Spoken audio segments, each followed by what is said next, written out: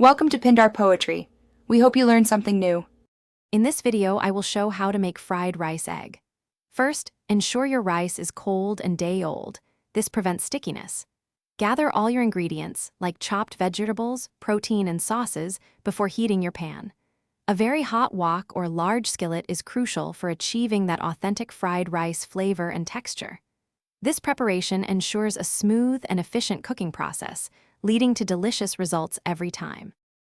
Next, heat a tablespoon of oil in your hot wok. Crack 2 to 3 eggs directly into the pan and quickly scramble them until just cooked, then remove and set aside. Now, add a little more oil if needed, then toss in your minced garlic and ginger. Sauté these aromatics for about 30 seconds until they release their wonderful fragrance, but be careful not to burn them. This step builds the foundational flavors for your fried rice.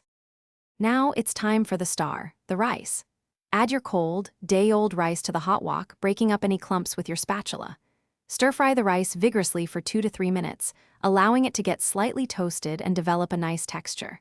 Then, add your prepped vegetables, like peas and carrots, and any cooked protein such as chicken or shrimp. Continue to stir-fry everything together, ensuring even distribution and heating throughout the dish. Finally, let's bring all those flavors together.